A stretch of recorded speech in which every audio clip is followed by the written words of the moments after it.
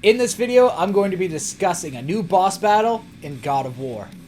Be sure to stay till the end to find out my entire theory. Here we go. Yes, we are all extremely excited for the new God of War, and theories about the upcoming game have exploded as of recently. And I am not complaining whatsoever because some of the theories that have come out are absolutely awesome. It makes me even more excited to get my hands on this game. But there is one theory that I haven't heard about and one image on the Jotenheim wall that I want to hear about more. And I believe this one will lead us to possibly one of the first boss battles of God of War Ragnarok. So stay tuned.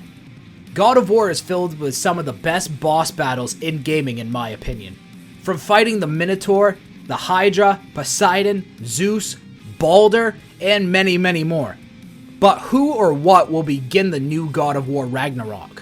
What mighty hero or monstrous beast will face off against the Greek god of war Kratos? And his son, potentially the god of mischief Atreus or Loki?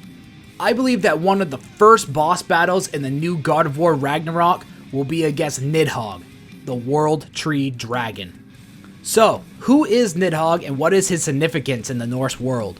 Well, for being a lesser known figure in Norse mythology, Nidhogg actually plays a pretty significant role in regards to the balance of the world. Nidhogg lives under the world tree, around the roots, and when he gets hungry, he actually gnaws at them. He only has his front 2 feet, and while he is submerged underneath the world tree, his counterpart is a giant eagle that rests on top of the tree. Now, like I said earlier, these two figures bring balance to the world. The eagle that is on top of Yggdrasil, the world tree, represents righteousness and wisdom, while on the other side of the spectrum, Nidhogg represents chaos and evil. Now here's the kind of funny part.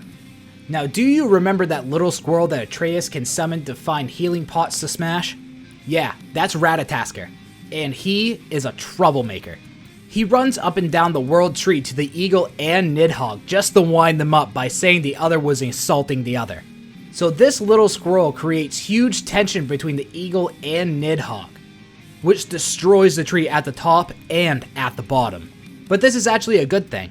The tension between the two promotes Yggdrasil to grow and restore itself from the Well of Erd.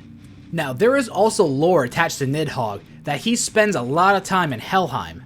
He there will punish people who have committed crimes in life such as murder, adultery, and people who have broken oaths.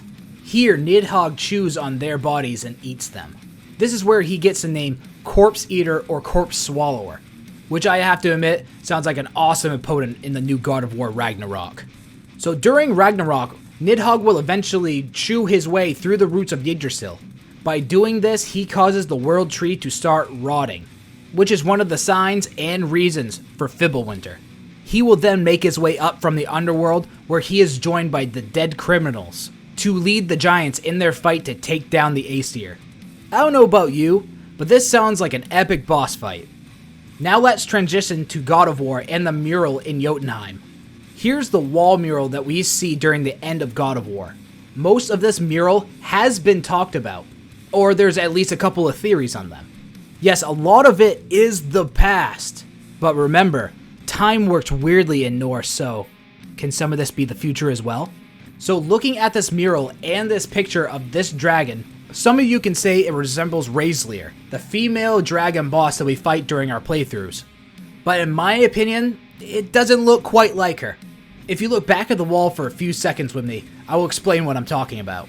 So the dragon here, at least to me, looks more serpent-like and doesn't have wings. There are contradictions saying that Nidhogg does have wings, but in Norse mythology, everything varies quite a lot. Toward the bottom left, you can see what look like roots, like from the world tree.